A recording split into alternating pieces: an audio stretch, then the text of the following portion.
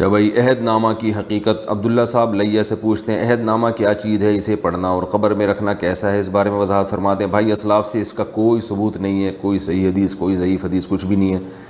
یہ ایک بدعت رسم ہے، اس کو چھوڑ دینا چاہیے۔ جو ہمیں شریعت نے دفن کا طریقہ بتایا ہے، میت کو کفن دینے کا، غسل دینے کا، اور اس کے بعد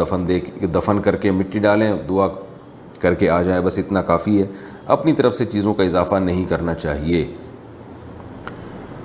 محمد امن میرٹھ سے پوچھتے ہیں، مسبوق بقیہ نماز کیسے پڑھے گا؟ اگر جماعت کی کچھ رکعتیں رہ گئی ہوں تو آخری قعدہ میں امام کے ساتھ التحیات اور دعا و درود بھی پڑھے گا، یا صرف التحیات پڑھ کر امام کے ساتھ سلام پھیرنے کا انتظار کرے گا؟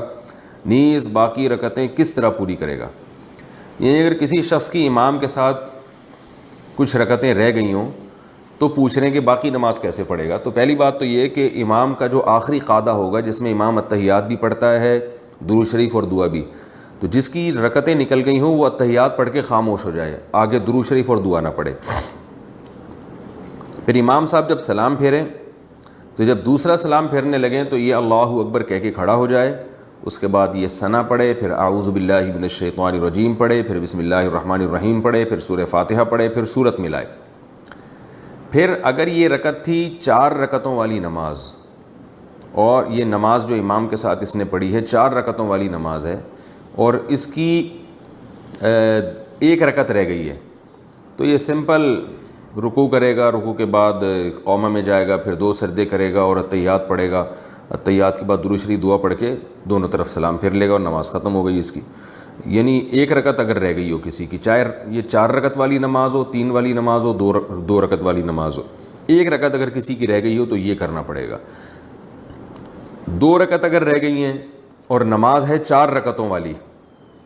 تو بھی سمپل، جب امام سلام پھیرے گا یہ کھڑا ہو کے ثنا پڑھے گا، اعوذ باللہ بسم اللہ کر کے سورہ فاتحہ کے بعد سورت ملائی، پھر رکوع سجدہ کرنے کے بعد دوبارہ کھڑا ہو جائے سیدھا، پھر سورہ فاتحہ پڑھے، بسم اللہ الرحمن الرحیم پڑھے، پھر سورہ فاتحہ پڑھے، پھر بسم اللہ پڑھ کے سورت ملائے، پھر رکوع کرے، اور آخر میں التحیات درود شریف دعا پڑھ کے سلام پھیر لے۔ یہ اس کی حالت بتا رہا ہوں جو 2 رکعتیں رہ گئی ہوں کسی کی۔ اور اگر کسی کی 3 رکعتیں رہ گئی ہوں تو پھر یہاں تھوڑا سا ٹیکنیکل، عام لوگوں کو پتہ نہیں ہے تو اس میں تھوڑا سا لوگ الجھ جاتے ہیں، اس کو خوب اچھی طرح سمجھیں کہ اگر کسی کی امام کے پیچھے 3 رکعتیں رہ گئی ہوں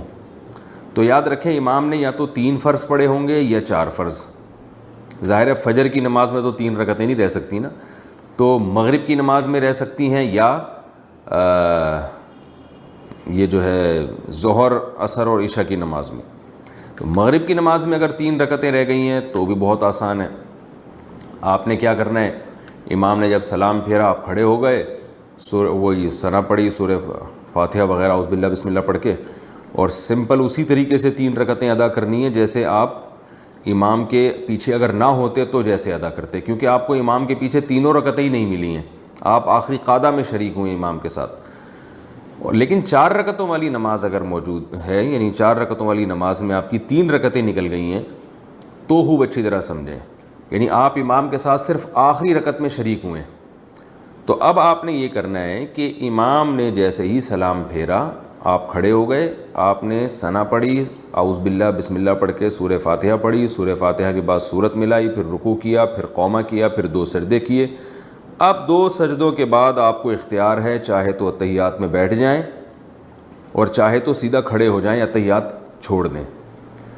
اگر آپ التحیات میں بیٹھ گئے تو پھر آپ التحیات پڑھیں، التحیات پڑھ کے پھر کھڑے ہو جائیں، پھر کھڑے ہونے کے بعد سورہ فاتحہ پڑھیں اور ساتھ میں سورت بھی ملائیں، کیونکہ یہ آپ کی دوسری رکعت ہے اور دوسری رکعت میں سورت بھی ملانی پڑتی ہے۔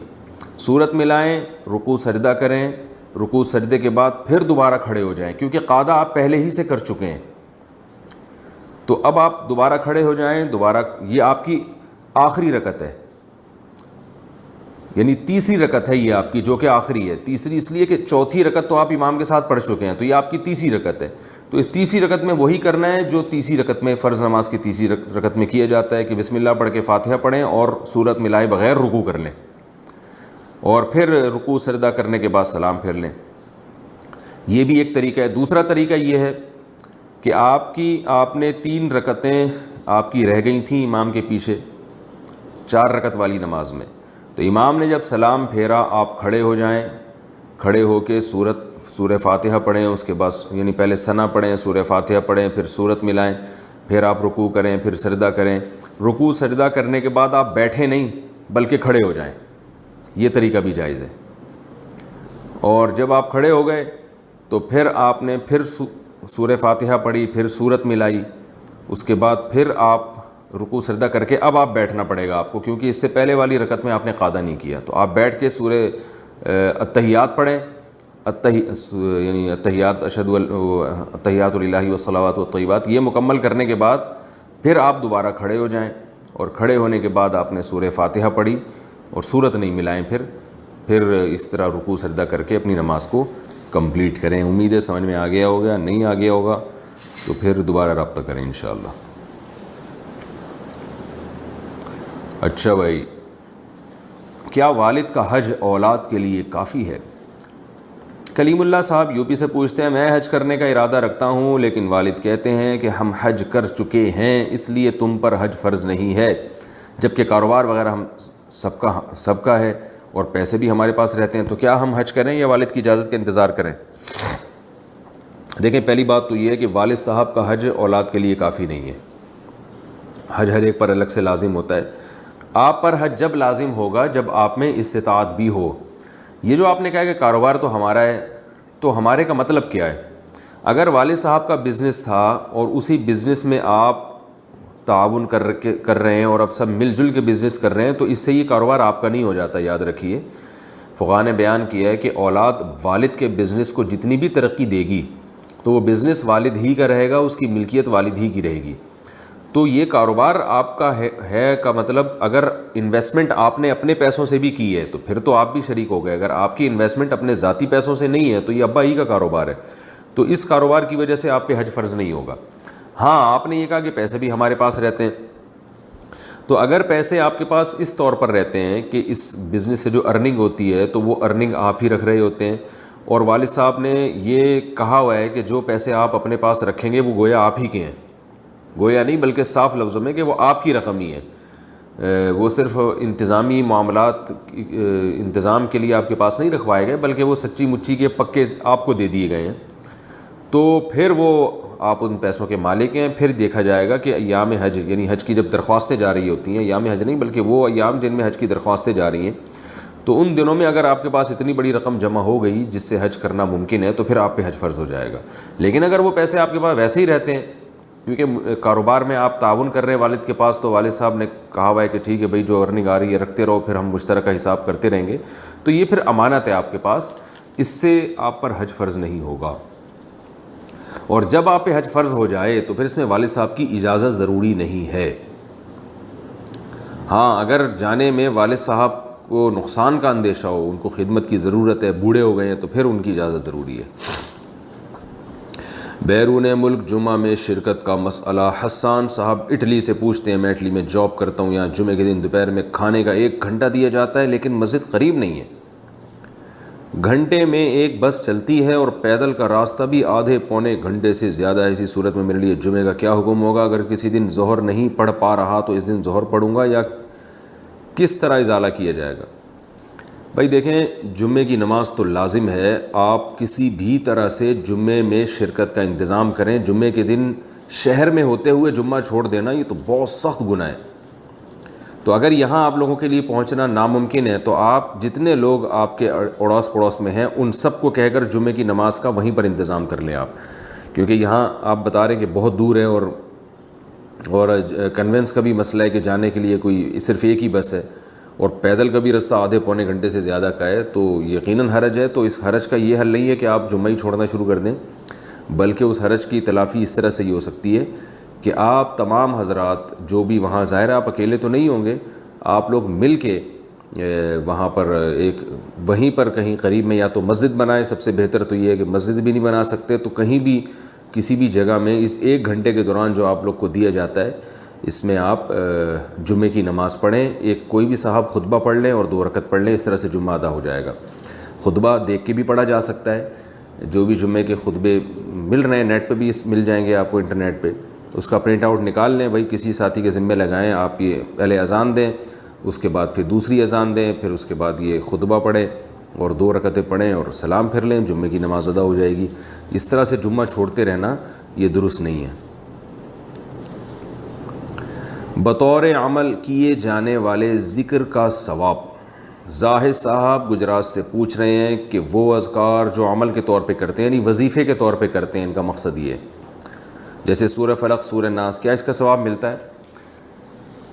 جو اذکار ہم قرآن میں وظیفے کے طور پہ پڑھتے ہیں نا، جیسے رات کو سورہ فلق پڑھ کے پھونکتے ہیں اپنے اوپر، تو یہ تلاوت نہیں ہوتی۔ اسی وجہ سے علماء کہتے ہیں اس سے پہلے اعوذ باللہ بسم اللہ بھی نہیں پڑھنی چاہیے، بلکہ یہ رقیہ ہے، دم ہے۔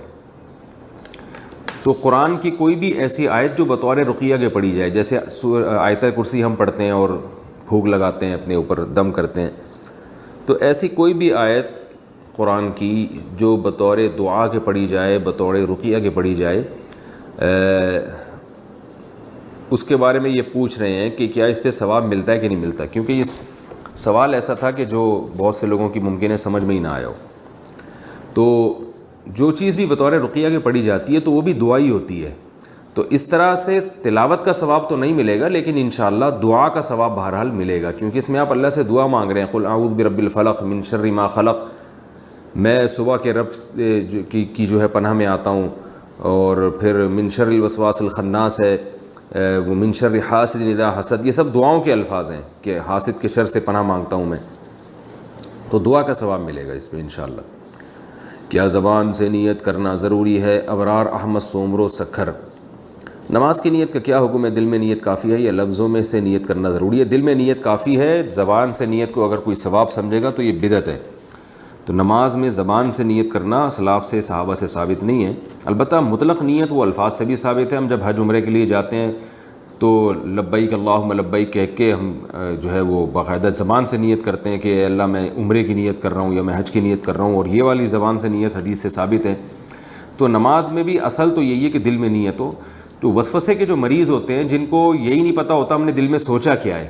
تو ان کا وسوسہ دور کرنے کے لیے علماء نے ایسے لوگوں کو کہا ہے کہ وہ زبان سے نیت کر لیں تاکہ ان کو یہ اطمینان ہو جائے کہ ہم نے نیت کی کیا ہے۔ تو ایسے لوگوں کے لیے فقہاء نے کہا ہے۔ اس پہ بعض لوگ بدعت ہونے کا حکم لگا دیتے ہیں اور کہتے ہیں کوئی حدیث سے دکھاؤ کہ زبان سے نیت ثابت ہے، تو بھئی حدیث سے تو ہم کہہ رہے ہیں کہ زبان سے نیت ثابت نہیں ہے، اور اس لیے سنت ہی نہیں ہے زبان سے نیت کرنا۔ باقی اگر کوئی وسوسے کا مریض ہو اور اس کی طبیعت میں قرار حاصل نہ ہو رہا ہو تو پھر اس کے بارے میں زبان سے نیت بدعت ہے یا نہیں، تو یہ آپ کسی حدیث سے دکھائیں، کیونکہ مطلق نیت زبان سے تو بہرحال ثابت ہے، جیسے حج کے موقع پہ کی ہے، وہ بھی تو اسی لیے کی ہے نا کہ آپ کی جو فکر ہے وہ ایک جگہ مجتمع ہو جائے اور آپ کو پتہ ہو کہ میں نے نیت کیا کی ہے۔ تو نماز بھی بار بار آتی ہے، بعض لوگ وہمی ہوتے ہیں، وہم کے مریض ہوتے ہیں، وہ اگر زبان سے نیت نہیں کرتے، ساری نماز میں وہ یہی سوچتے رہتے ہیں میں نے کیا نیت کی ہے۔ تو ایسے وہمیوں کو اصل تو حل یہ ہے کہ وہ ڈاکٹر کو دکھائیں۔ تو جب تک ڈاکٹر علاج کرے گا اس وقت تک تو کئی نمازیں پڑھ چکے ہوں گے نا، تو ڈاکٹر جب تک علاج کرتا نہیں ہے ان کا، یا علاج ان کا کامیاب نہیں ہوتا، اس سے پہلے ہم ان کو وسوسہ دور کرنے کے لیے فقہا کہہ دیتے ہیں کہ زبان سے نیت کر لیں تاکہ آپ کو یہ اطمینان ہو جائے کہ میں نے نیت کیا کی ہے۔ لیکن بہرحال اصل حکم یہی ہے کہ صرف دل سے نیت کرنی چاہیے، زبان سے نہیں کرنی چاہیے، اپنے آپ کو وہم کا مریض نہیں بنانا چاہیے۔ جتنا اسلاف سے ثابت ہے، احادیث سے ثابت ہے جو نماز کی نیت کے بارے میں، بس اس پر اکتفا کرنا چاہیے۔